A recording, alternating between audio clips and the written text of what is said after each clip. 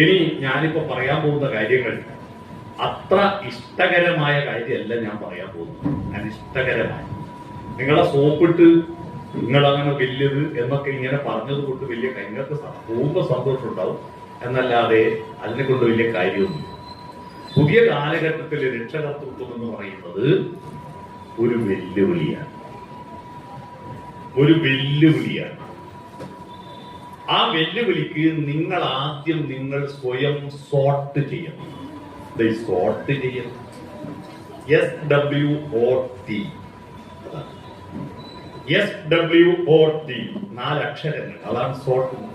S എന്ന് പറയുന്നത് നിങ്ങളുടെയും നിങ്ങളുടെ മക്കളുടെയും സ്ട്രെങ്ത് എന്തെന്ന് നിങ്ങൾ തിരിച്ചറിയണം. നിങ്ങൾക്ക് എന്തൊക്കെ ഗുണമുണ്ട്, നിങ്ങളുടെ മക്കൾക്ക് എന്തൊക്കെ ഗുണമുണ്ട് എന്ന് നിങ്ങൾ ആദ്യം പഠിക്കണം. രണ്ടാമത് W എന്ന് പറഞ്ഞാൽ നിങ്ങളുടെയും നിങ്ങളുടെ മക്കളുടെയും വീക്ക്നെസ് എന്തെന്ന് പഠിക്കണം.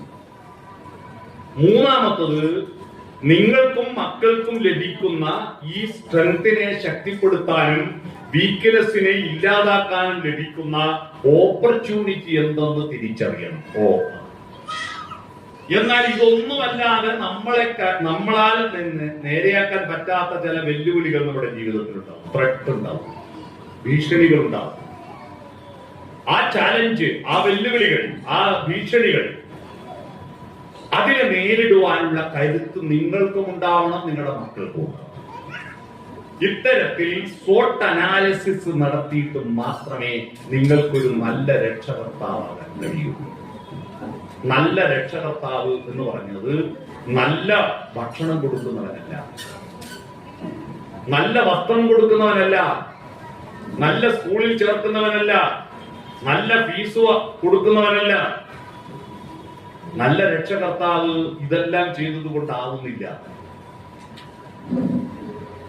നിങ്ങളൊരു അച്ഛനോ അമ്മയോ ആകുന്നതോടെ നിങ്ങളുടെ കുഞ്ഞ് ഈ ഭൂമിയിലേക്ക് അമ്മയുടെ ഗർഭപാത്രത്തിൽ നിന്ന് പുറത്തു വരുന്നതോടെ നിങ്ങൾ രക്ഷകർത്താവാകാൻ ആരംഭിക്കുന്നതേ ഉള്ളൂ.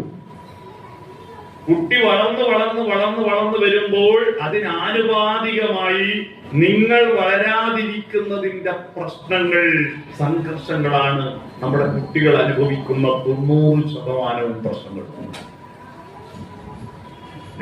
പക്ഷെ നിങ്ങളല്ല എന്ന് വരുത്താതിരിക്കാൻ നിങ്ങൾ ചൂണ്ടും.